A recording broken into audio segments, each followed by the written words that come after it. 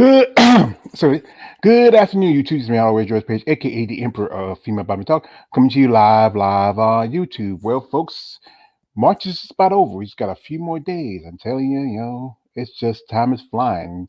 Down here in I live in North Carolina. We had you know some nasty weather, and also to those people out there in Mississippi, Alabama. They were very hit by a savage hurricane. I mean, quite a few people lost their lives, promises damage. So I want to say my prayers, my best wishes to all you in Mississippi, Alabama. I hope you're all right. I mean, I live in North Carolina. Is we're closer to the coast, so we get hurricanes, and I think the worst one we had was Matthew, and that was a mess. That it took us a good while down here to recover from that hurricane. I mean, I was sitting in a in a what you call a recovery home, but like it's not what we call it. It was called it's a place my mom got sick, because we had to stay there for a while, and it was a place where you go, especially older people. And they kept us there for a while till we were able to go back home. But like I said, I appreciate that. So right here we have here my ace boom coon, my right hand of the emperor, my man Jin. Hello, hello. And folks, the hand of the emperor, we are going to discuss, me and him, are about, we're going to go back into the situation with the infamous Mannion Wall Street, sorry, Wall Street, right, the Washington Post stories. It was like last year when the stories pop up. It was like, I think it was two or three different stories. The first one was about, the deaths that occurred during the time, like Alina Vanny, um, George, you know, George Peterson, John Meadows. I think it was also Jennifer Hernandez, who I was talking with social media. I was hoping to get her, and then it was when she died, it was just a shock because I was hoping to get her on, do an interview with her. She was a lovely lady, a mother, a grandmother, and also quite a few others. Some were by, you know, you know, other situations where you consider they died, but not the way most people should die, and as it's debate about that. Also, as there's been some stories coming out, and something's been going on for a long time. Is dealing with Jim Mannion's son JM. JM, he does photos and he runs his own company. He does stuff online, stuff offline, and some women have been coming out to talk about how JM's practices are not very business like. And well, like I said, it's just a lot of stuff's been going on the past shoot year ever since it's pop out, and I got some information here. The first one I'm gonna start off is like, as not been much talk about on the news of late. Like I said, I don't watch the news that much, but every now and then, I'm on social media a lot, especially I'm on YouTube since I'm a YouTube content maker. And I saw this video some time ago, and this was a video posted by a show I used to watch back in the day, and that was Inside Edition. I used to watch this show, during the week when I was off work and had nothing else to do, when there was nothing else television. After I didn't watch Oprah Winfrey like that, so I used to watch her when I was a little younger, but I just kind of and they report on the story, and it's surprising we have a major news outlet. Even though it's not like the major network outlets, but still news. The Inside Edition is considered more tabloid news, but it's still news. And somebody's talking about this, and I wish that more people, um, would talk about this. I'll post the the video a minute. And we got somebody that's come in here. My man KL the Wonder, he just popped in. And what K has to say here? Uh, we talking about hurricanes. What happened? Oh, the hurricane I was talking about, KLA, was Hurricane Matthew. That was like 7 years ago. But there was some tornadoes that hit in Alabama and Mississippi over the weekend, and there's a lot of damage. So that was what I was talking about, because I know how I feel. Like Alabama and Mississippi are more. I think I say ain't one of them. I think Mississippi's closer to the coast, and Alabama's a landlocked. So usually you get more tornadoes in landlocked states in coastal states like my state, North Carolina, South Carolina. Alabama's not landlocked though. Oh, Alabama's not It's a Alabama. coast too. Oh, is it Alabama okay? has a very small coast, Okay, yeah, but okay. it's there. It used to actually be owned by the Spanish of all people, but yes, they do have a coast. So it's like it's close to the coast, Gulf of Mexico, just about. Yeah. Okay, because I wasn't sure. I thought, yeah, it's just coast. It is coastal state, So usually it's coastal states get out. Like remember Katrina hit Louisiana, New Orleans. I mean, that was just. I mean, Like we get hit by hurricanes too here, and I'm not on the coast at all. I mean, yeah. I'm pretty deep inland here, but when we get hit by hurricanes, like we get hit pretty hard actually. That's Mm-hmm. what happens when you live in the Delaware Valley Basin. So it's a Mm-hmm. giant bowl basically. You get flooded. Mm, yeah. So yeah. Like I said, mostly like I think like North Carolina, South Carolina, Florida, Virginia. I mean, any seats that's up against the coast. California, mm, they don't get hurricanes as often. We don't hear them as much as I do with the other states. But because they are, but they get more earthquakes anyway. But like I said, let's Fires. digress. Yeah, let's Yeah. digress on that. So anyway, I'm gonna post a video, and this is from Inside Edition, and I saw this about a month ago, and I said now they're starting talking about it, but maybe one of the major news outlets will talk about it. So we'll go and play it for a bit, so y'all want to listen. Themselves to be the best, but these buff women say behind all that pumping of iron are some shocking secrets. Lisa Guerrero investigates. It's the world of female bodybuilding. All right, ladies, the scores are in. Sculpted women in a competitive quest for greatness. But recently, several female competitors have come forward with shocking allegations that they were sexually exploited in order to advance their careers. Some say they were even coerced into taking nude photos. Ali Garcia says when she began bodybuilding with the National Physique Committee, her coach told her that to win competitions, she needed to sign a contract, agreeing in part to pose for racy bikini photo shoots like this. Ali, push the hair off your shoulder. She says it wasn't long before she was asked to pose naked. She says when she refused, her contract wasn't renewed and her career tanked. I literally fell to my knees. I'm like, what the heck did I do? Oh, it's not what I did. It's what I didn't do. We brought together these three bodybuilders. My life was this bodybuilding world, and these men ran this empire, and I wanted to be a part of it. Mandy Henderson says she was once told by a contest judge that if she didn't take photos with J.M. Mannion, the league's official photographer, her career would suffer. Mannion is the son of Jim Mannion, president of the National Physique Committee. She signed a contract with J.M. Mannion, agreeing to pose nude in Playboy-style photos, but claims she felt that was the only way to advance her career. We were in lingerie, and then we ended up in nothing, and then we ended up like the three of us girls were in poses that were very sexual in nature. She says those racy photos ended up on softcore porn websites like this, run by J.M. Mannion. It absolutely felt like coercion. If you wanted to continue doing well or even just competing, then you had to play the game. Henderson was a veteran police officer, but ended up pleading no contest in 2019 to a felony charge of making a false or fraudulent claim about workers' comp. She resigned. Ava Cowan. Ava Cowan was a rising star, often appearing on magazine covers, but she says she was blacklisted for several years when she spoke out about the Mannion family. She says she later felt pressured to apologize publicly to the Mannions and says she agreed to also pose in lingerie in order to win competitions. And the second you open your mouth, you will suffer the consequences. And I sure did. But a lot of these women, even after all these years, are still afraid. Jim Raquel is a former judge who had a falling out with the Mannions and parted ways over a decade ago. He now runs a league that is a competitor of theirs. Jim, did you ever witness votes being changed because a competitor was one of JM's women? Definitely. The president, Jim Manning, would oftentimes come down the aisle and point up at the person that's on the stage and give a nod or whatever, obviously that person was one of his son's clients. It hurts.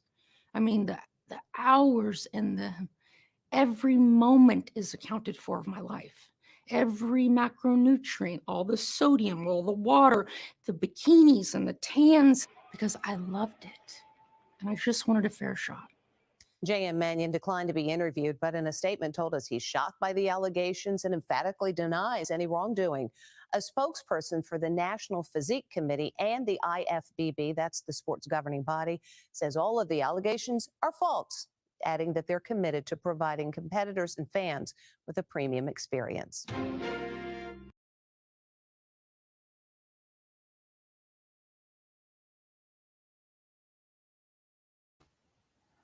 Well, my opinion of this is that, truthfully, what these women have to lose. One lady, she's not competing anymore. One lady had to quit her job.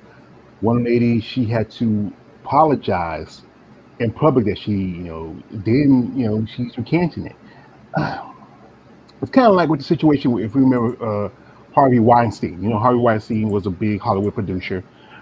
He got busted because he was having these affairs, no affairs. He was mostly, victimizing these women that worked for him.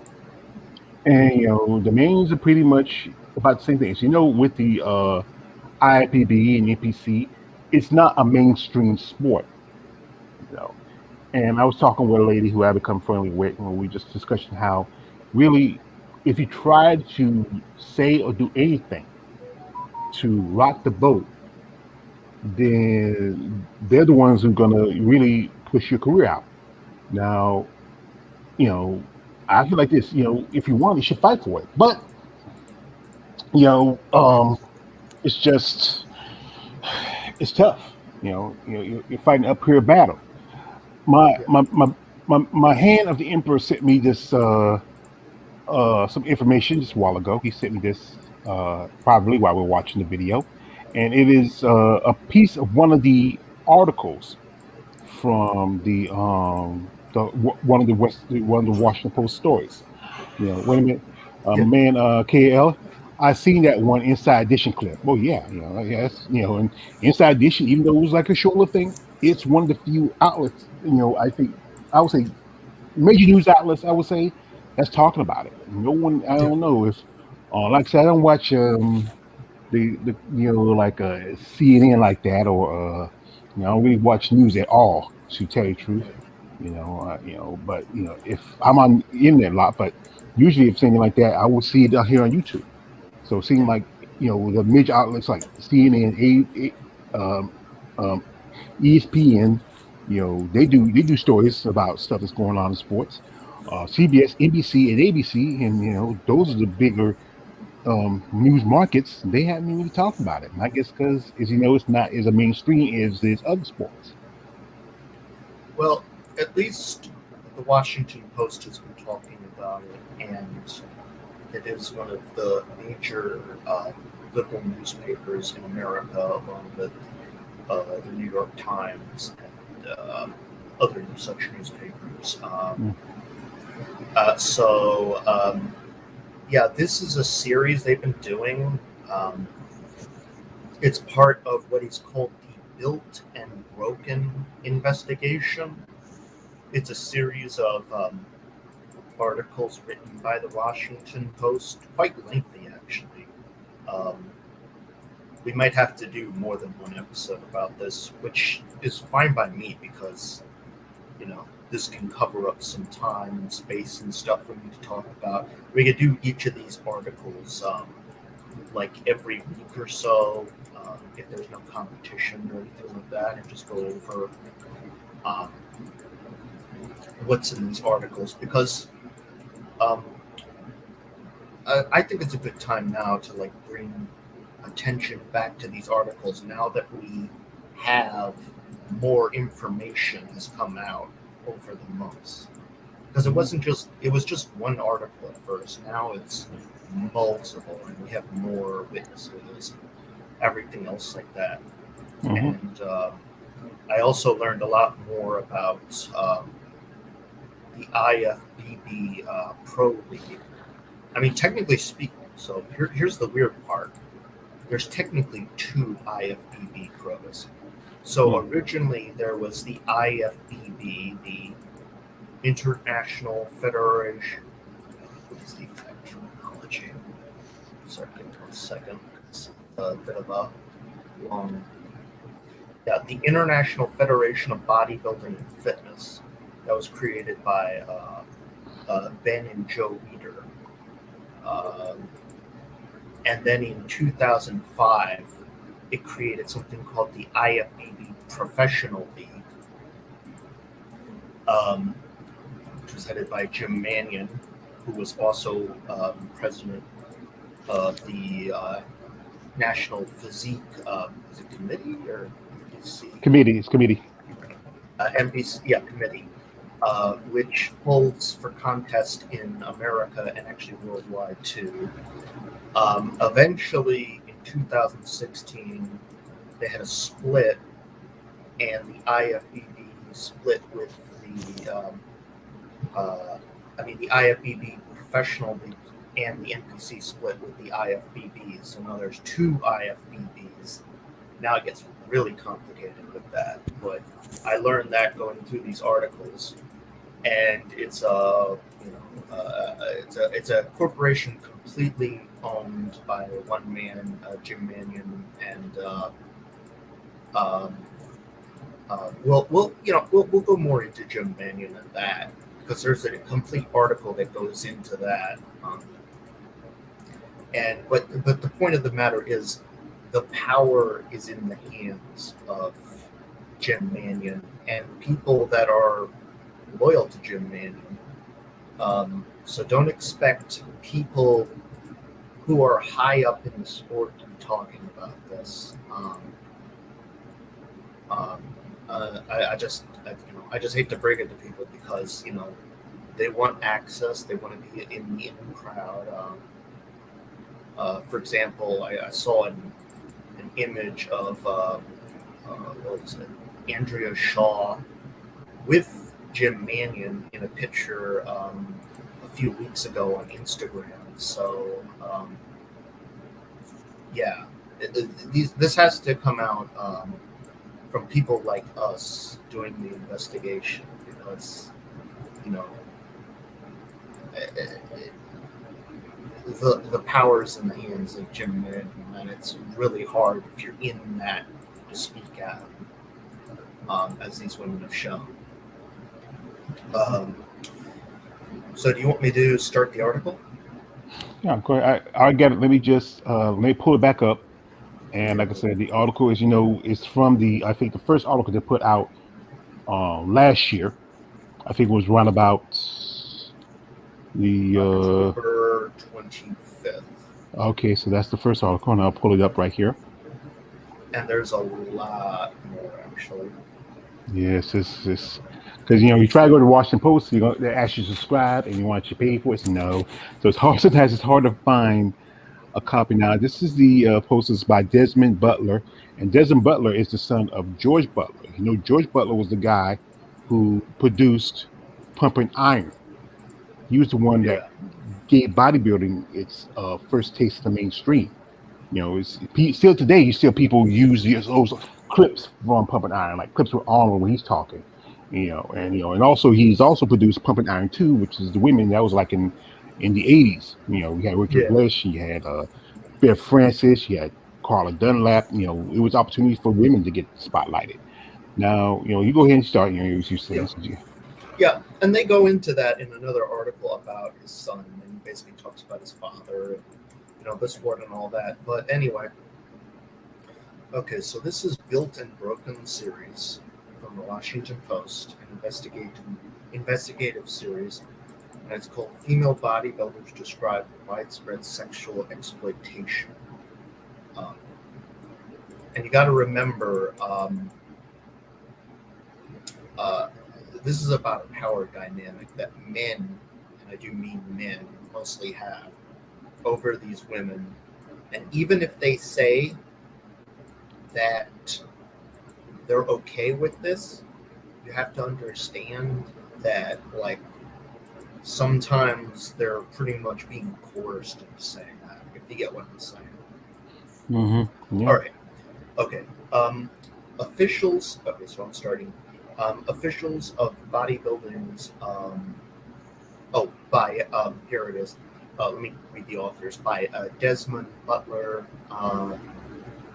Amy Britton, and Alice Lee. Okay. Um, Officials of bodybuilding's two premier federations have been sexually exploiting female athletes for decades, pressuring them to pose for nude photographs, posting these photos to softcore pornography sites, and at times manipulating contest results in favor of cooperative competitors. A Washington Post investigation has found. For more than 15 years, J.M.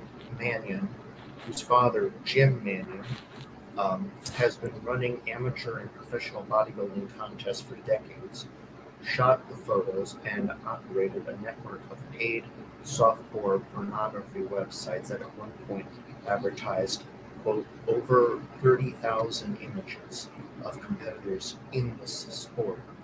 A post-review of the website archives identified more than 200 female athletes in photos ranging from casual bikini shots to graphic sexual images, including of nude women together in beds, bathtubs, and showers. One of JM's sites, Fitness Divas, bluntly stated, "Your favorite fitness athletes naked." Oh, and George, if whenever you want to chime in or make me stop, just let me know. All right, brother. This is you. I'm giving you the lead, brother. This is you. Oh, okay. No problemo.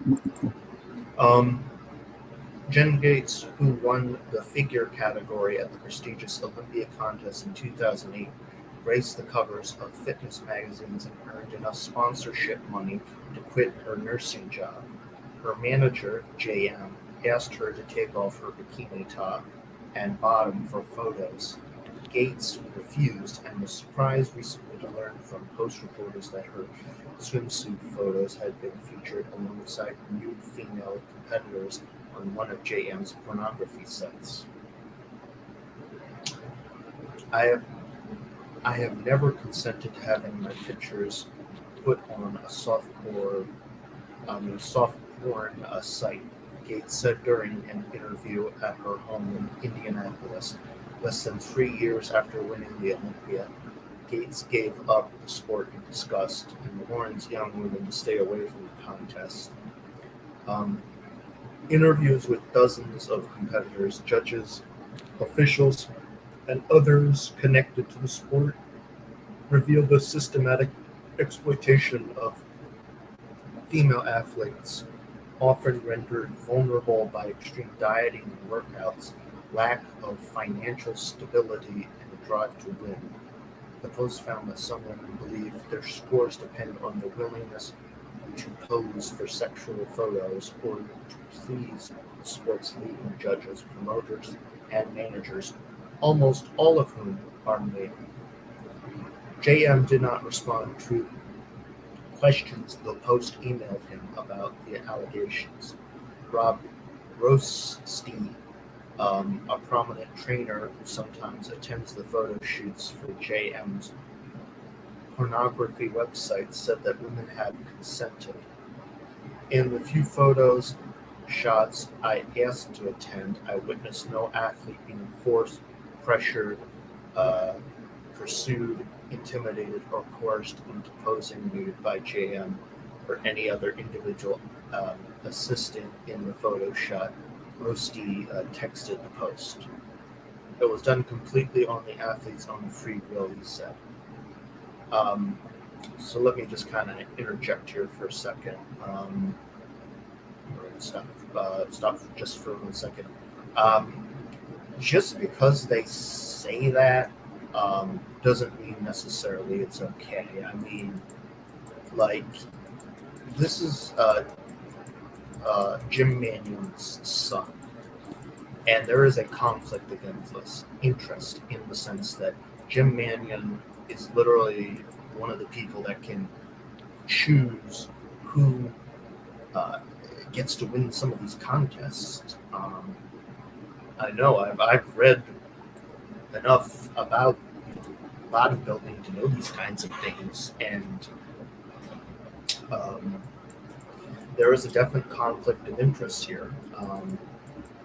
So even if they say yes, there is still that coercion going on. Anyway, so I'm going to go back now. Mandy Henderson, a former sheriff's deputy in Santa Clara County, California, detailed in an interview how the pressure was extorted on women.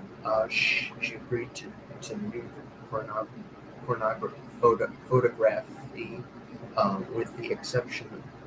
with the expectation of winning a pro card, which allows athletes to move from the amateur competitions to the professional league. A pro card can mean more money, sponsorships, and a chance of competing in the headlining competitions, the Arnold Classic and the Olympia. At an amateur contest in 2009, she placed fourth and was surprised that it was taking so long for her to earn the pro card. When asked why, she said a prominent judge told her, "Because you didn't come to my room last night." Another athlete who was at a shot attended by Rusty described a humiliating experience at which JM told her to undress and enter a shower with two naked women to pose for photographs, even though she previously told Rusty she didn't want to pose nude. Said the woman who spoke on the condition of anonymity for fear of retaliation. "I cannot tell you how terrible of an experience it was." Ali Garcia, a bikini competitor, said she refused to do nude photos and had to fend off advances from judges and promoters as gently as she could to keep her career alive. She abandoned the sport in 2017 when she concluded that she would never get a top win if she didn't have sex with the power brokers. "This is the only way I'm going to hit my goal," she thought. "Guess I'm not going to hit my goal." The leading amateur and professional federations are run by Jim Mannion, JM's father, a 78-year-old ex-bodybuilder from his offices in Pittsburgh. Jim Mannion presides over Amateur National Physique Committee (NPC) and the International Federation of Bodybuilding and Fitness Pro League, also known as the IFBB Pro League. In response to a detailed query from the Post sent to Jim Mannion, the two organizations issued a statement through Hammond Strategies, a crisis communications firm, but did not respond directly to any of the questions. And here's the quote from it. "As part of our efforts to grow the sport, we have expanded events and opportunities for our competitors, from prize purses for female athletes and improved communications for our competitors to raise any concerns at which they may have with an event or their experience," the statement said. "We address all concerns raised with the utmost care, concern, and timeliness." The statement said that more than half of registered competitors are women, and many shows feature all-female judging panels.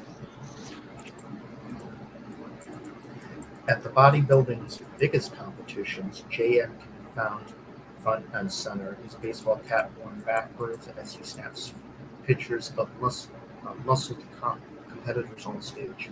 JM was a teenager when his father took the helm of bodybuilding newly created amateur organization. In 1977, with the release of the film Pumping Iron, starring Arnold Schwarzenegger, bodybuilding exploded to public consciousness and spawned a fitness boom in the 1980s. Bodybuilding is both a sport and an art form. Athletes sculpt their bodies through weight training and diet to complete to compete in contests where they are judged on muscular development and performing poses on stage. The sport has multiple categories based on weight classes and the degree of musculature, ranging from the most muscled bodybuilding to the lesser built categories of figure and bikini. The latter two are for female athletes only. Prize money is awarded to the top 5 winners in the pro contest. At the top of the game is the Olympia, Mr. Olympia claiming reported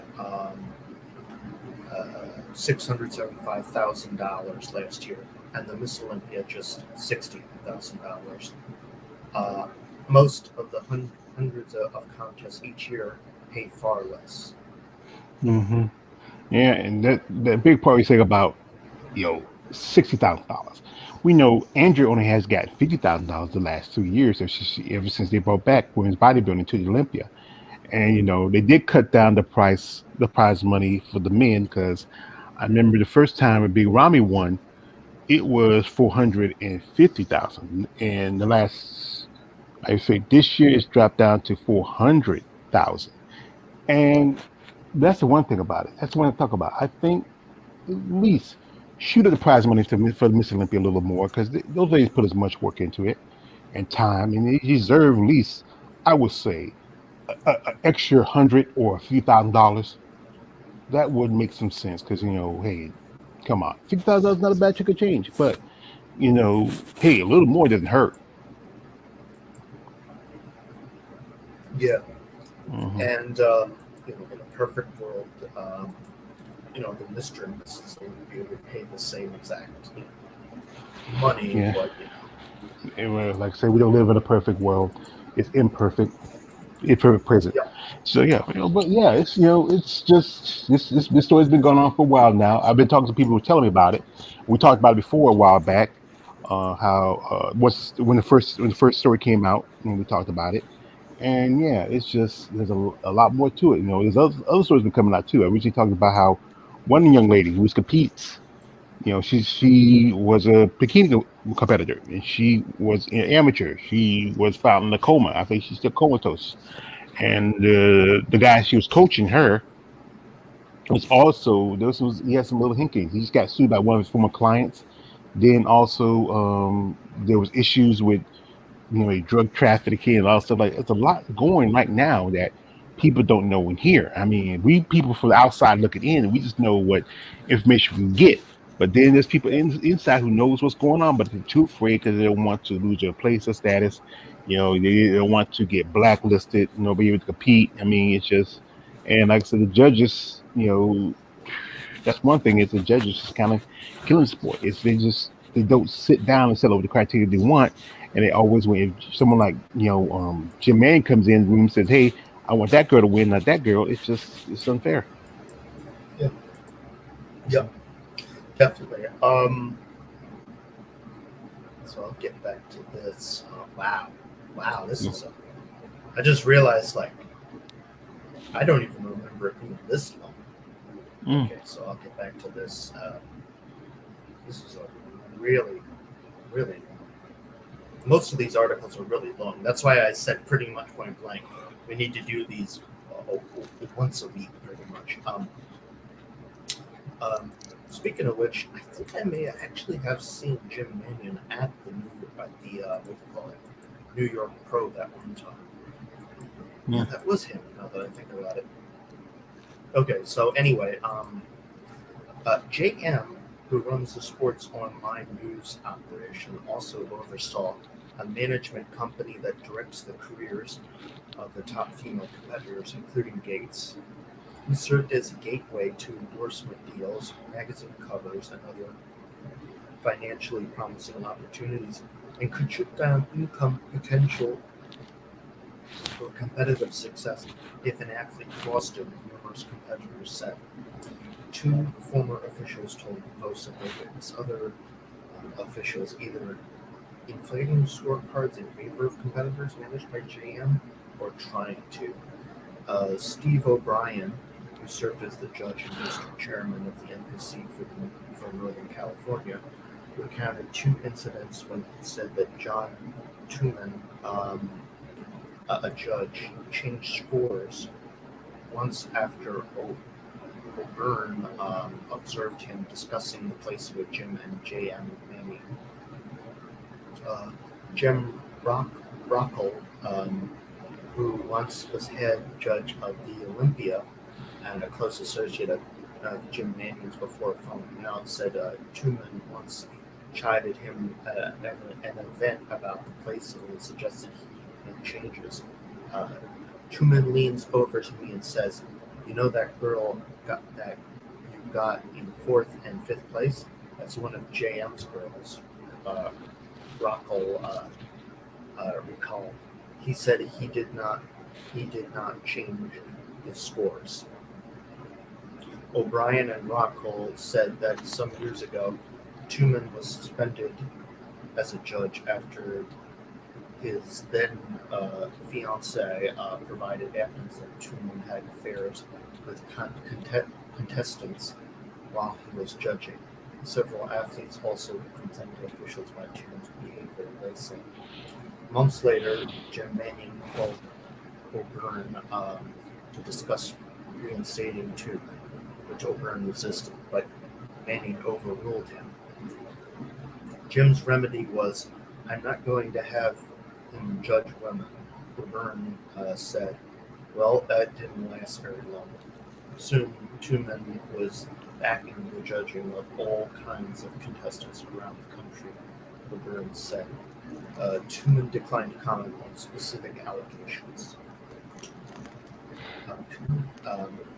Rockall said he observed Jim Manning complimenting JM's clients to the judges during contests, and these are the women that were winning. Yeah.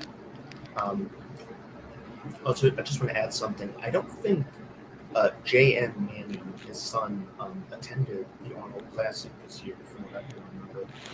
That was in the newsline I heard, but I'll get back into that. The federations declined to answer questions about JM's influence on the contest, but the Post found that at the 2013 Olympia, among the 20 athletes who placed in the top 10 of the bikini and figure divisions, at least 18 were at one time listed in JM's business websites as clients.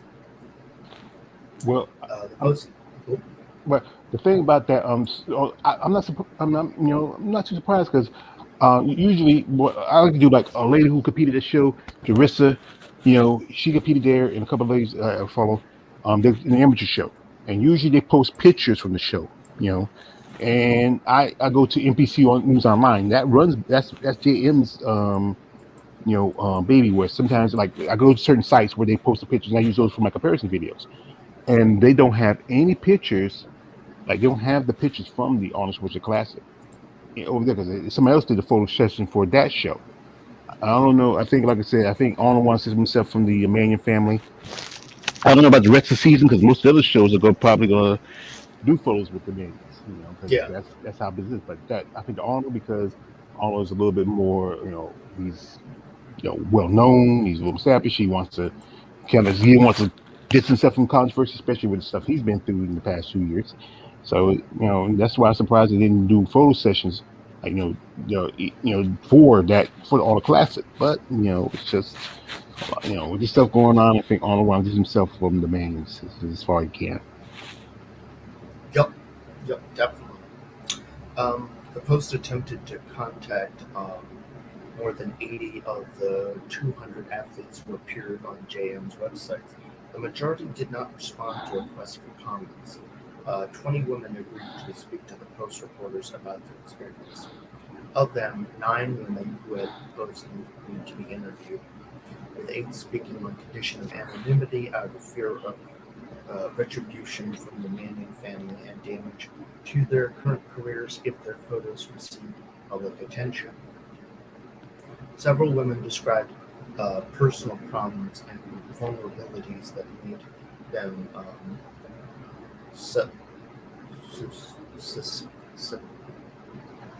susceptible to posing nude. Financial strain, troubles at home, feeling that they had no other option if they wanted to advance in the sport. The women told the Post that nude shots were often held a day or two before the weekend competitions, and they believe that there are odds of women depending on the state of undress. Their state of undress. The events were so regular, former judge and top Canadian Lieutenant B. Thompson told the Post that they were called Thursday shower nights. Thompson, who split with the Manion several years ago, said that J.M. Manion would sometimes clear out hotel suites so that J.M. could do shots there, indicating that the elder Manion was aware of his son's photo shots. J.M. advised, quote, fan clubs, end quote, of certain charging roughly $10 to access their photos. Several women said that they did not know they had been featured on websites until the Post reporters notified them. Other women described signing contracts that promised a 50-50 profit split with James' company, along with regular reviews of invoices. With one exception, the women told the Post that they did not recall receiving money from income the site generated. One woman said she got $40.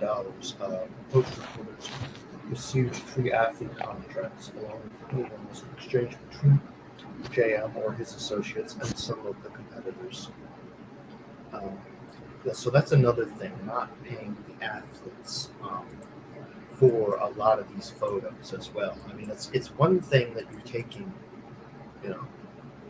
so it's like a dimension upon a dimension upon a dimension. You're taking photos, and then you're taking nude photos, which some don't even agree to. And then you're only like part of the time even paying them for the nude photos that they may or may not have even agreed to. And I know certain women in the sport do have, their own websites, and they do take their own nudes and other such things. They go into OnlyFans and other such things. But oftentimes run by the competitors themselves. They're the ones getting the income. This is a bit different here. Nancy Hogshead McCarr, an Olympic gold medalist swimmer and a lawyer who runs Champion Women, a group that advocates for girls and women in sports, said that bodybuilding managers, judges, or promoters may have more sway over athletes because the sport is based on subjective scoring. The power dynamic means that the sport has a responsibility to protect its athletes, she said. The bodybuilding industry should be subject to very strict precautions for athletes. It's not consent when it's your boss, and sometimes that holds power over you. And yeah, that's kind of what we're getting at too, the power dynamic, and that's the thing we need to always get at. The financial control is part of that power dynamic, pretty much. The Manion Bodybuilding Empire is a private, for-profit company with no oversight structure or requirement to share revenue or membership. Competitors describe an overall lack of transparency within the sport. They told the Post that organizations are devoid of any meaningful safeguard for athletes, such as human resources department, health insurance, or unions that could protect against abuses. For Gates, the sport lost its way with the addition of the bikini division, which was introduced to the Olympic competition in 2010. I don't know that women would want other women to stand up on stage and turn around and show their behinds and then be told to walk halfway across the stage and poke their butts out, she said. Why are we doing this? While Gates said that her ability to say no to powerful men, including JM, spared her from the most degrading situations, others said that they sometimes felt trapped in hotel rooms with power brokers who could make or break their careers. Former competitor Amber John, who now works as a lawyer in D.C., said that the culture values uh, uh, complacence and compliance and punishes um, those who speak out. She said women in the sport find themselves, quote, ripe for predation because of the amount of money they have and their dependence on the Manion family to succeed. Jewelry posing bikinis can cost $1,000. Wow. And women report spending thousands of dollars to compete. I am not at all surprised by anything that can be said about these people because I've watched them do it for so long, said Little John, who posted one time in a bikini for Jane. Nothing has changed for the athletes. If anything, it's gotten worse. Booty pose. After an amateur event in New Jersey earlier this year, JM lined up 9 of the top female competitors on the asphalt in front of a New Jersey Marriott, their backs to him. All right, so this will be the epic booty shot pose, he said to them, according to video footage posted on the NBC News Online website. He directed the women to stick out their butts and brace themselves with a hand on the athletes next to them. JM, now 59, grew up in the bodybuilding world and became the official photographer and senior writer for the NBC News in the mid-1980s when it was a news magazine.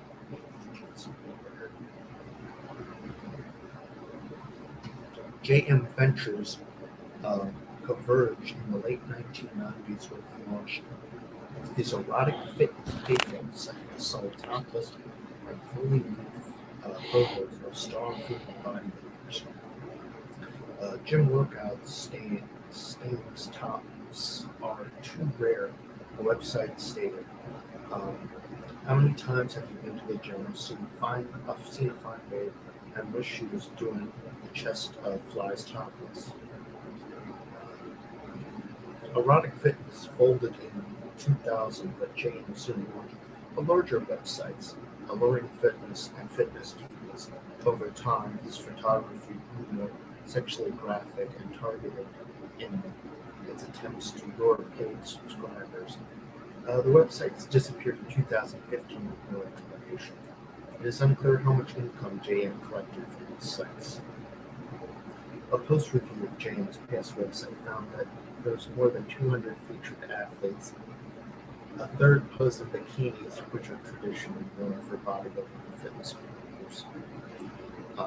More than a quarter of women posing fully or partially naked in everyone's suggested settings, according to archived images of the websites reviewed by the Post reporters. A small number posted in Lagrange. For others, the nature of photography could not be discerned from archival screenshots. A handful of women said that they had no problem with the Lagrange or sensual photographs and did not view the photography as significant departure from sports judged on one's appearance in little clothing. I actually looked doing pictures, said Kima Jorva, a former professional competitor who was born in the former Czechoslovakia. She said she benefited from Jen's career management in the 1990s when, then in her early 20s and knowing little English, she tried to adjust to life in the United States.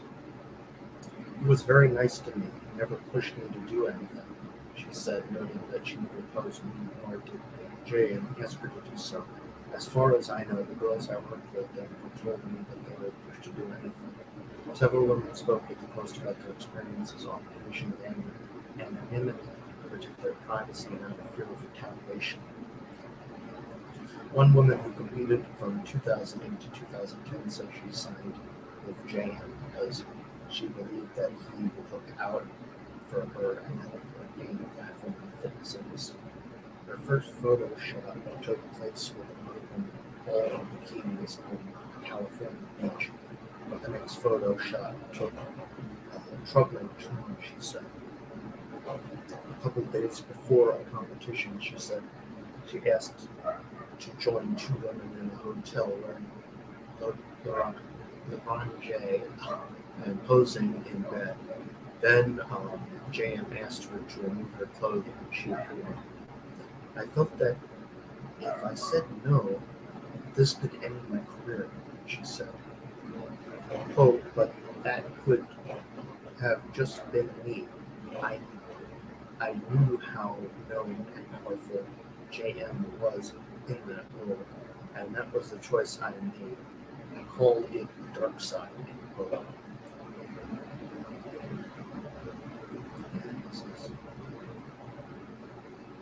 This is going over a fitness management contract shared by bodybuilder Mandy Henderson with about the 50-50 partner split for the nudes. Agreeing to photography stripped the joy of the sport, she said. I felt ashamed, the woman said. I felt like a failure. I felt scared. I felt like I made poor decisions and then felt trapped. The second woman, a single mother who competed in the early 2010s, described a similar rapid progression from initial bikini shot to nude photography.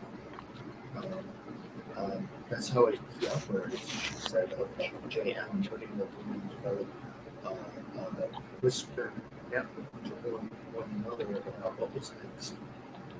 She said holding such photo shots before competition to taking advantage of women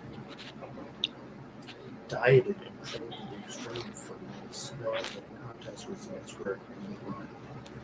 A third woman who competed in the mid to late 2000s said that JM once suggested she dress in comic book hero costumes, cater to his fascination with comic book culture, as their diet and show built by female bodybuilders as fictional, sensual superheroes who follow our films. Then, she said, he directed her to strike a sexy pose in the press. Though she could not locate the document, she recalled signing a contract that included language about photo shots and paid websites and promised a 50-50 profit split with James company. She did not have a company peacefully and needed the money. Bodybuilding was not cheap, she said. But after being photographed, she felt, quote, mortified, end quote, especially when several contesting judges remarked that they had seen her photos. JM with the website drive up membership numbers, she said. But she couldn't bring herself to do it. I never got $1, she said. Not too long after JM I'm telling her I never made any money off you, she said. Absolutely disgusting. The effect to recruit women proposed provocatively extended beyond romances. Multiple women described close associates of the family who introduced them to Jane, encouraged her to do whatever he asked, saying that they wanted their careers were interested about professionals. Earning the coveted pro card could make bodybuilding less of an expensive hobby and more of an income-generating career. The women said the network of enablers allowed sexual harassment to thrive in plain sight. They described judges and promoters requesting private visits to their hotel rooms as moms were making sexual passes. And Gates traveled to Los Angeles in 2009 to promote a supplements company. Mo El Al-Musawa asked her to stay with him. She called JM to ask how to handle the press She did not feel comfortable. J.M. told her she risked making the sponsor angry. She booked her own hotel. On a trip to New Zealand, Gates said El Mushua made an aggressive pass at her while the two were traveling together. She bottled from his truck. She bolted from his truck to escape. She said that shortly afterwards became a story to him with her partner, whom she had since married and a coach. The Post confirmed this account with both of them. Reached for comment in New Zealand. El Musawa denied any impropriety. I honestly can't believe that she would say something negative about me, he tweeted the Post. I have always treated her with the ultimate respect, and when she came to New Zealand, she met with my wife and kids. Henderson, the former sheriff deputy, heard about James' success as a manager from Truman, who she met through a trainer at her gym. Truman assured her that if she signed with JM and did the photo shots, she said she would win her pro card. Henderson recalled that in about 2005, the day before the first competition, two men told her to visit his hotel room to learn how to pose. I was a little nervous to meet anybody in the hotel room myself, she said. I was a cop at this time, so I did have a little bit of a clue that maybe going into somebody's room, a male that I just met, would not be a good idea. Her husband and young son tagged along. Truman was really surprised when he opened the doors, she said. The look on his face was kind of like, "Oh, you brought your husband and son," she said. It was kind of like, "Oh, I didn't expect that." Truman also served as the competition's head judge. She placed poorly, and Henderson said that Truman then suggested she meet JM for career guidance. Over the next 2 years, despite posing for JM in a bikini photo shot, Henderson continued to struggle in competitions. She said Truman assured her that doing more photo shots and signing with JM would result in a program. In an email to JM, which Henderson agreed with the Post, she wrote that she had no issue with nudity and was eager to take photos. JM sent her a contract with her name filled in, promising a 50% profit split for websites that involved Playboy-style photos. Henderson recalls signing it and faxing it back, although the emails do not confirm that the agreement was never finalized. Her first nude photo shot occurred in a Las Vegas hotel with her two other women during the competition weekend. She said Jan took the photos while Truman directed the women. In one photo, Henderson appeared nude while the other athletes, according to the archival website images. In the other photo, the three other women posed in bed together in high heels and red lingerie. It was, John saying, "Okay, take off your tops," and "Okay, tug on that," and you guys pretend to look at each other and pretend to kiss, or do this, and you turn around and stick out your butts, and you're fully naked, she said. I remember thinking to myself, okay, this is all worth it. I was now going this shot, and I'm going to get my pro card, and then I was going to go and be big famous fitness girl. During the shot, she said, Truman approached her from behind. He put his hands on my shoulder, and he put his groin against my rear end, she said. I told her that she looked really, really good, and the photo shot looked really hot. She laughed it off a bit, but felt deeply uncomfortable. It was absolutely disgusting, she said. Reached last week by the Post, Truman said, "I don't know what you are talking about. You're married man, family man. I have no idea what you're talking about." asked whether he wanted to hear about specific allegations, Truman said, "No, I don't, because it's all lies." Henderson posted for at least one other group Photoshop.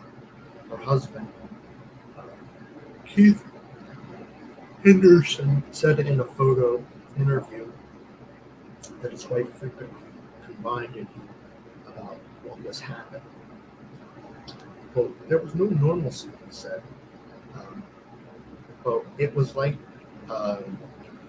you said no. I never heard of somebody saying no." At the 2009 national competition, Henderson placed fourth. She was livid that her pro card status remained elusive despite a name to be printed for photography. Once off stage, she confronted Truman, saying, "What the fuck? Why didn't I get my pro card?" When he told her she hadn't visited him the night before, she grew even angrier. Henderson raised her voice and asked, "So you're saying that because I didn't go to your room and give you a blowjob, or fuck you, I didn't get my pro card today?"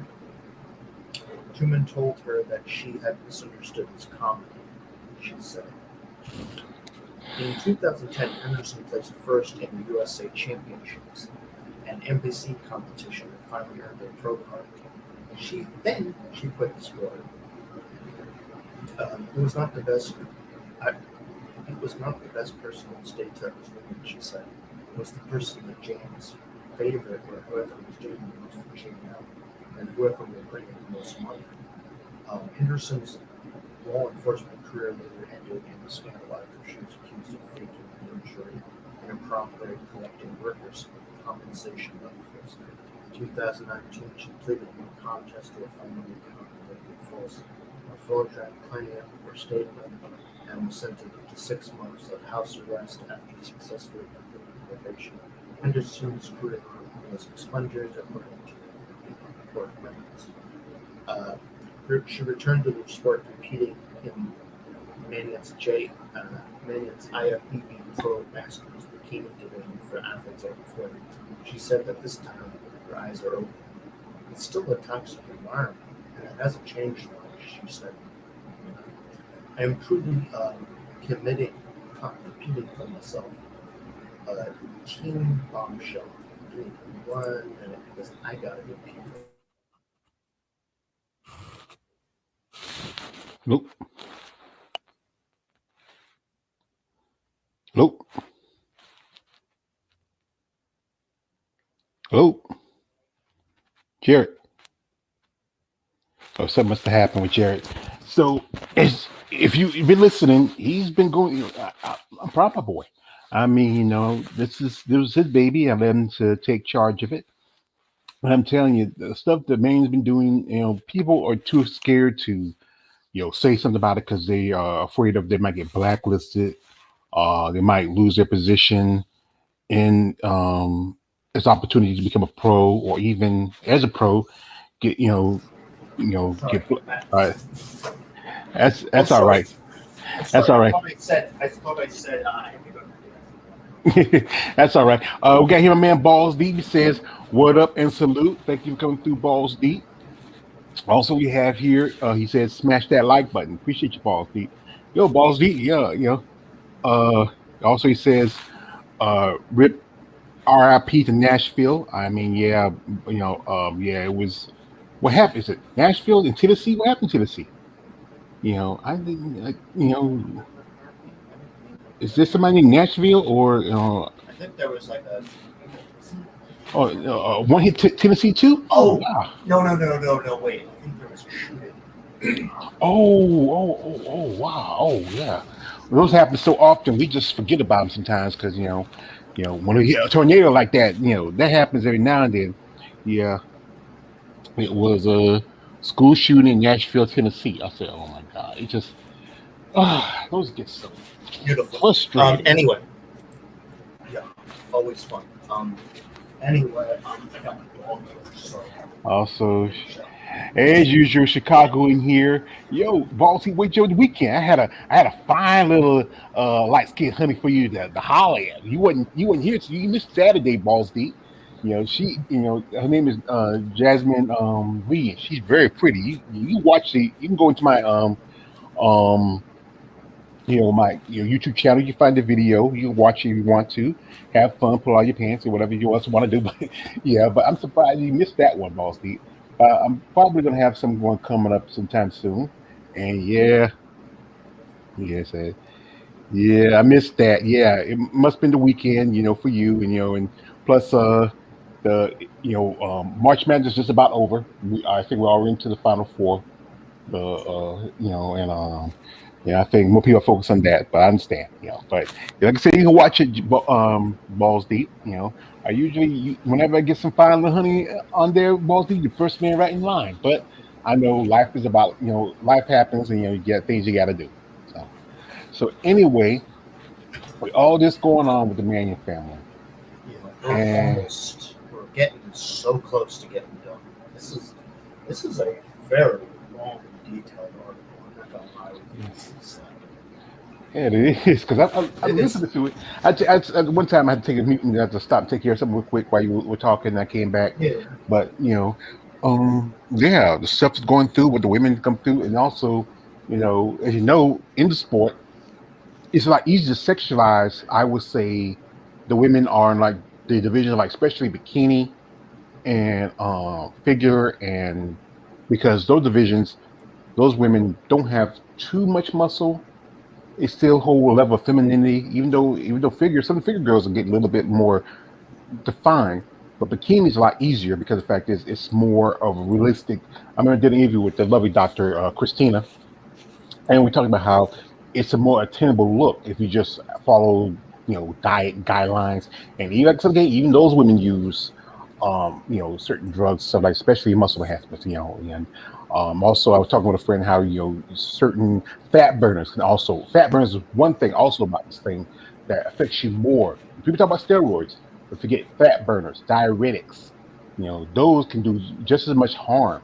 Steroids, I think, does some harm in the long run, but if you take a like too many diuretics, or you take a heavy extreme fat burner, that can really take your body out, especially you don't eat or follow, try to, give it something. You need something for that fat burner to eat off of. You're just going to use your body, you're risking your health.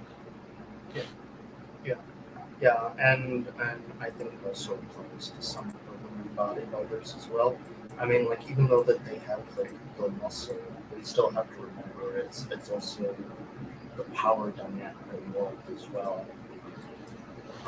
The power dynamic is in the hands of the men, as we're seeing here, pretty much consistently. Like men have the money in society, pretty much. Like that's just the facts. Um, Ken Bombshell, Thompson, a former senior judge on the bodybuilding circuit, admits to witnessing inappropriate behavior and engaging in it himself.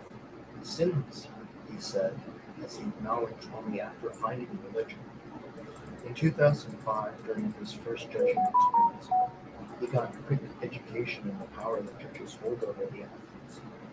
While in his hotel room, Thompson said he got a call from Shannon Day, who alongside her then husband, Rusty, led a Florida-based group of competitors called Team Bombshell.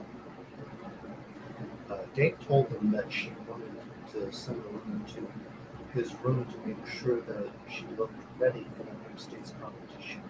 I'm like, yeah, that's okay, that's great, Thompson said. Well, I don't even know what the judges do at this point. And then she said the woman walked to the room, got the robe, and was naked. He said she began to spin around and asked him, "Is there anything that I might do to make your life a little easier today?" Thompson sheepishly said no. Later that evening, he said two men show promoter quit I heard you didn't partake of the fruit. Spokesman of Team Bombshell, Art Simmons, said that they had no official comment. After that, Thompson and his life life spun out, and he had frequent sexual encounters with competitors.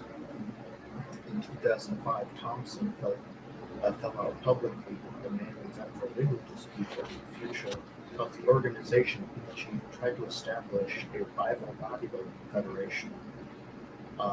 So just want to chime in a bit. I think that might be the same guy from the what do you call it, Inside Edition. I think a lot of these people are from that same episode too. Several of the women who posed and described being recruited by Bombshell Days and Roski.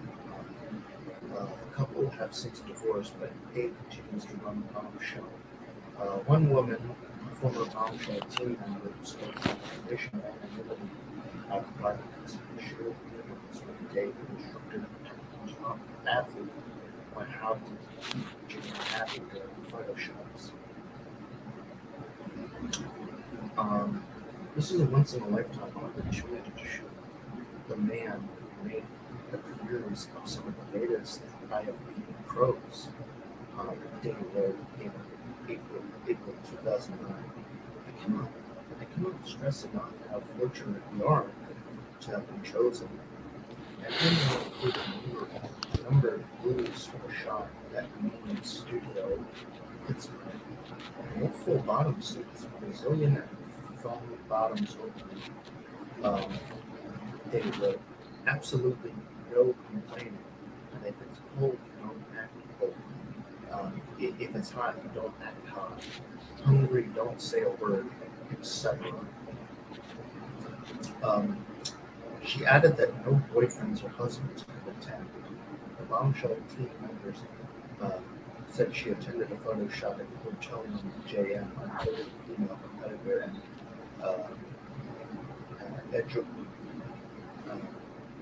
edible props, including whipped cream and chocolate. JM photographed the scene. I kind of felt like this was a game and we got to play alone because this is the son of the head of the sport, she said. The second Bombshell roommate spoke on condition and winning to privacy, but she had repeatedly made it clear to both Rusty and JM that she would oppose to office, but would never agree to film with me. At a national competition, JM requested that she attend a photo shot including two other women. I heard JM call my name, and I'm thinking, he needs me to hold a reflector or a light or something, she said. She rounded the corner to the hotel and saw JM standing there barefoot and Rusty was sitting on a love seat. I'm like, hey, yeah, what do you need? She replied. JM nodded towards the two women who were naked in the shower and says, get in. And I'm like, what? She said. And he's like, get in with them. She looked at Rusty for help, she said, because he knew he also knew her objections to fully nude photographs, but he did not intervene. He pulled the rug out from under me and said, yeah, she thought. The woman said she viewed non-compliance as very seriously. She undressed and stood in the corner of the shower, as far away as possible from the other two women. When it was over, she went back to the hotel room, sick to her stomach. Rusty told the host that at the shots he attended the women assigned or at least filmed before the shots were well aware days in advance, and they were glamour fitness photography sessions, he said in the text message.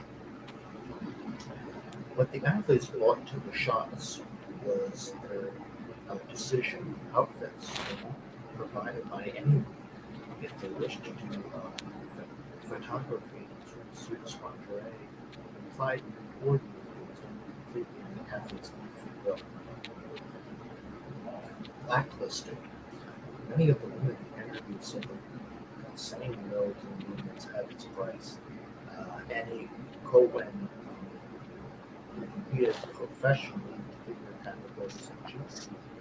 Attempted to sign her in 2000 after she showed willing promise, but offenders were reviewed the contact Cohen. She would be out of her mind this summer.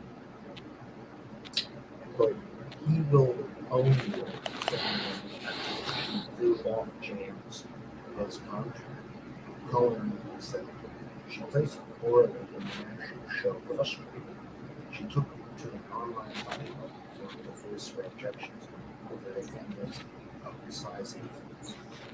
I posted a paragraph about how corrupt everything was, how you have to sign a contract to play as well, how it's like mafia, she said. Less than an hour later, she deleted the post. But the damage was done, she said, noting that she soon heard the remarks and got back to the reins. Cohen said she was blacklisted for 4 years after she struggled to make any income. You can never come back, even if you're back, you're ostracized forever, she said. It was just kind of a drug through the mud eternally. It was kind of a drudge through the mud eternally. After a potential sponsor said he did not want to upset the meetings by signing her, she said she was able to salvage the deal by apologizing to the family for her remarks. Cohen also agreed to pose for JM in lingerie. "I wouldn't do me to do," she said. "Don't judge me, but what I do judge is when I feel like you have to do it and place well." In 2010, she finished number 3 in the figure category of both the Armor Classic and competitions. Later, in the final attempt to reach the top, she said she signed with JM, but fizzled out soon after, and she said she suffered a neck injury during a backstage incident. Garcia, the women's bikini competitor who said she refused sexual advancements, said that crossing JM could kill her career. When her son had turned 1 and was still breastfeeding, she entered her first bodybuilding competition. The coach advised her to try to sign with James Fitness Management Group. The girls on that team, they usually place back, Garcia said. People know who they are. At the show, she asked JM for a chance. Soon she had a contract and a pro card and an invitation to Pittsburgh for a bikini shot in the studio. She was short on money with her baby, but did not hesitate to make the 4-hour drive from DC.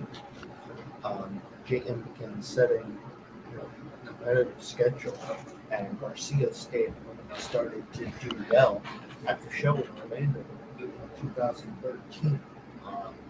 She placed third behind 2 athletes who were later in the Olympics.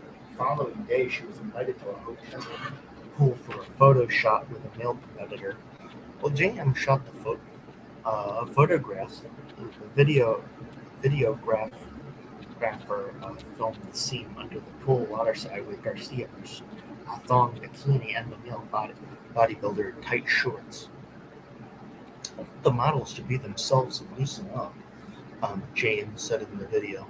At one point, Garcia bent forward laughing while the man put his hands on her back. Well, she says the video was edited to make it look like the two were having sex.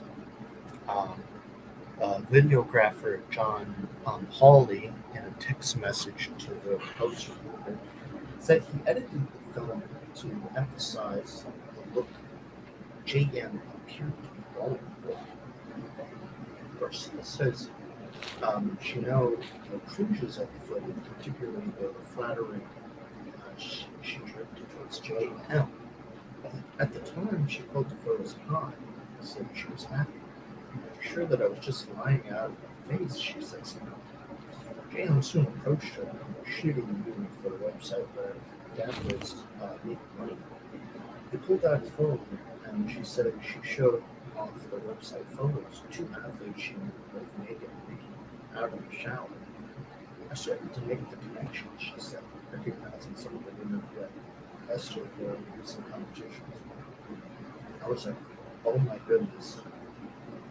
First, explained to JL that she drew a line in bikini shots.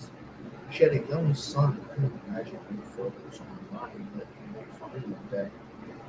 Not long after, a letter from Jim arrived in the mail. At this time, since we have nothing foreseeable rising for you in terms of paid work, we officially terminated Bikini Fitness figure competitor and model contract with Fitness Management Group. Read the letter Garcia shared the post. Garcia said she viewed the termination as a direct result of her refusing to take photographs.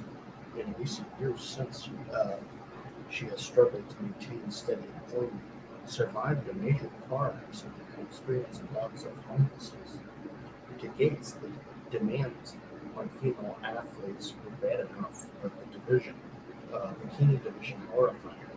After she left the sport, women came to her and asked her to coach them so they could compete in bikini contests for the embassy and potentially the Olympics. Gates had never seen a bikini show. And then I started watching it online. It's like, there's no way I'm going to work with a girl and tell her how to turn around and poke on her ass. Gates says, I just morally, I can't do it. I feel like it got a lot worse after I got out, which is kind of like a godsend that I did not get, that I did get out. And that is the end of the story. Yeah, I mean, there's a lot of stuff. It's like I said, a lot of stuff is now coming out, and it's just some of the stuff is coming because I think dealing with especially dealing with the manufacturer, they are you know his grandson Tyler is I think he's the vice president of NPC. And JM, he runs his sites stuff like that.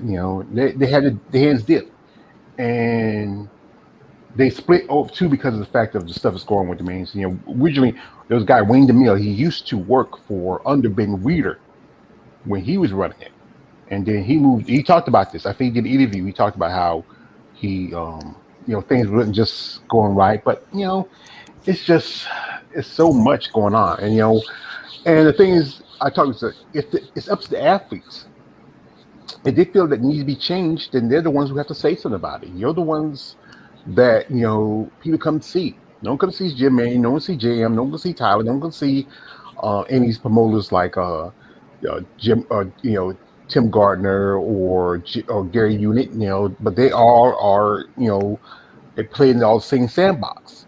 And some competitors don't want to say anything because they want to rock the boat. They want to lose their opportunities, even if you are a big star. It's just there's a lot of stuff that's going on in this. Just a lot of stuff.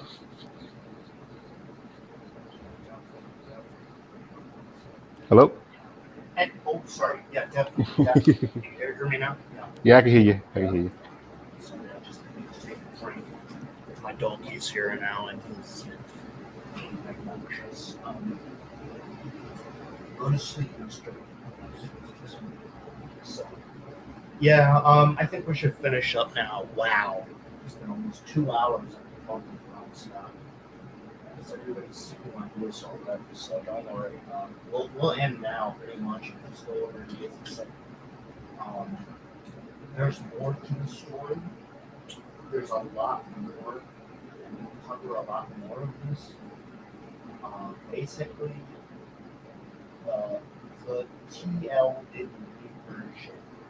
The men bodybuilding and the sport and the women, and there's a culture around it. All right, the really short version. Female competitors need protections, and I think the best way to do that is. And I know firsthand because my father comes from that kind of union job himself as a carpenter. The carpenter unions do that, so I have some history of that in my family. And I think that's it for now. Any last words, I guess?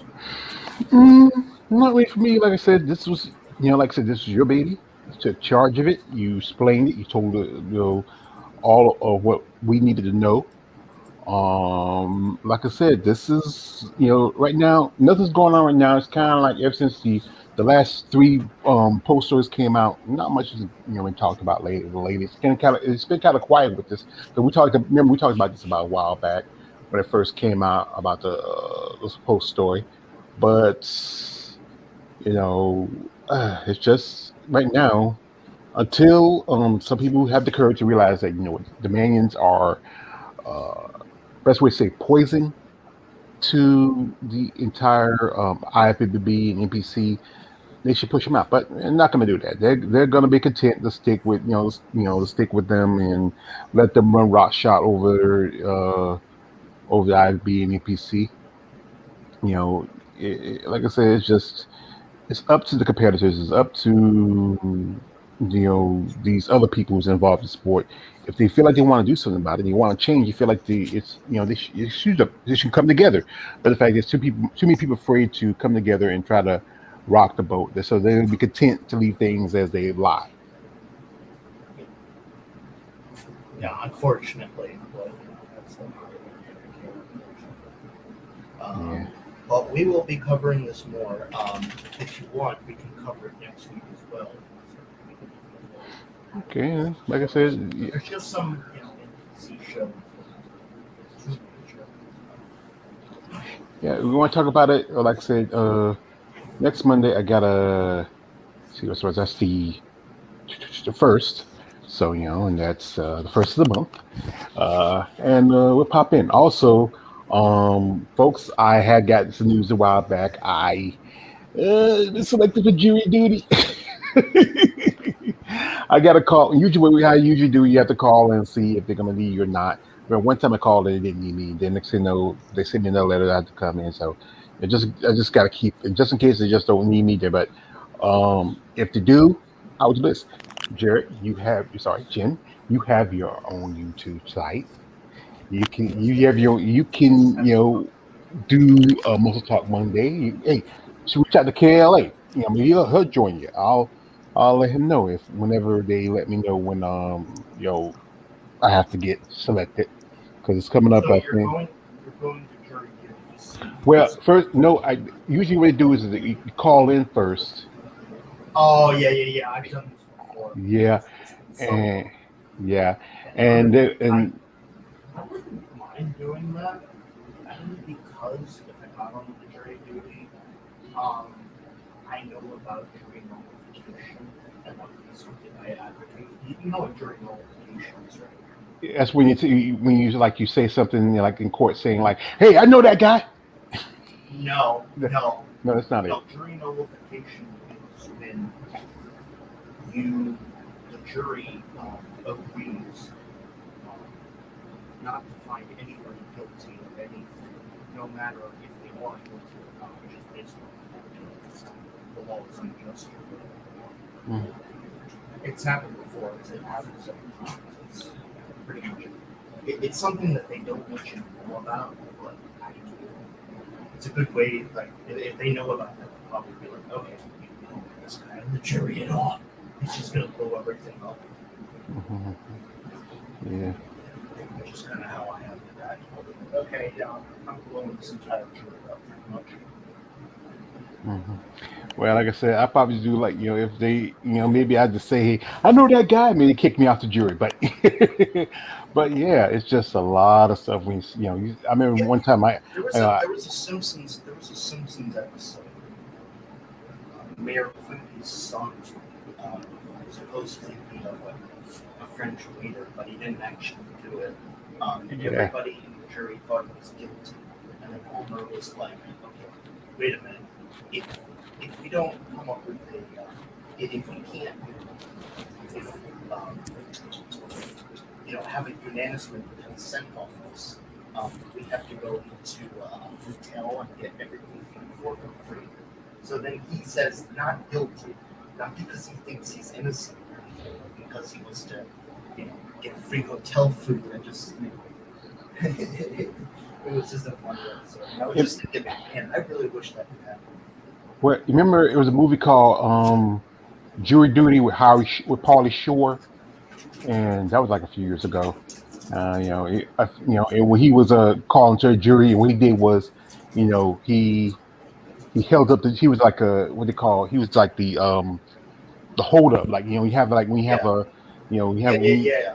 yeah, you have that hold up, and what he did was somehow he was able to while everybody was having the bad rooms and all that stuff like that, he was able to get spa stuff like that and food and all. I mean, because what happened was like I think he got kicked out of his staying with his parents or something. His step parent is his stepfather kicked him out of the house with him and his mom. That movie was a good while ago. hmm But like I said, it probably maybe I won't. Maybe be lucky. They maybe won't pick me. So if they Wait, don't pick you, there will be a Muscle Talk Monday on your channel. yeah, well, like I say, Faith is that Monday. We'll be here this coming Monday, Oh, but I don't know. I think I got the next Monday. I don't know, depending. But if anything, I'll send you email, let you know once they tell me if I'm sequestered or something like that. If not, like I said, you have a YouTube channel. You know how to use StreamYard. All you gotta do is just say, if I'm not there, you can set up a story. And like I said again, you can reach out KLA if you're hearing, if you're interested in maybe taking my spot. You and Jared can do something together. Y'all can figure out something. You keep in contact. You know, send me email or anybody else who's interested, or somebody you might know who might be interested in stepping well, in. I got a dog here.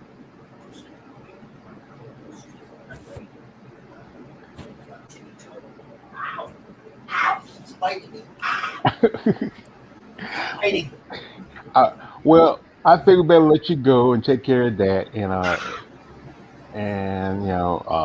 we appreciate you for sharing the story because, like I said again, this was your baby. You did a good job, and you really let people know. Like a lot of people don't read, but I'm gonna do this. I'm gonna put the story in the link.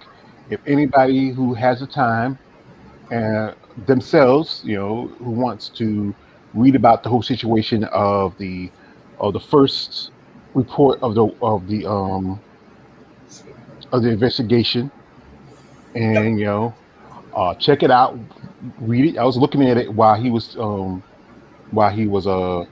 talking about it while I was here, so and just it's like reading by books. People know how you like to read by books. Some people don't like to listen to it, but every now and then it doesn't hurt just to read. Yep. Well, and Mhm. peace out, everybody. You have a good rest of your week. All right, you too. Peace out. See you later. So, folks, I'd like to thank y'all for coming through. I'm AKL the Wanderer, balls deep. I mean, this is still we're still going down deep this rabbit hole. We're dealing with the situation, but I said like this: it's up to the athletes to make those changes. They know they need to make these changes, and people inside the sport, they know that the change to be made, but they're too afraid to risk themselves. Their short-term money, their long-term money. They're too afraid to take the risk. But like I said, folks, this is your man, always George Page, Emperor of Female Badminton Talk. I like to sing a thing. Thank everybody. Also, shout out to my man, the Hand of the Emperor, Jared. And I wish y'all the best rest of the week. Uh, keep on support these women, support the bodybuilding, and also be a fan. Anyways, again, this man always just page, aka the Emperor Female Body Talk. Like, don't like, subscribe. I am out. Enjoy the rest of y'all week.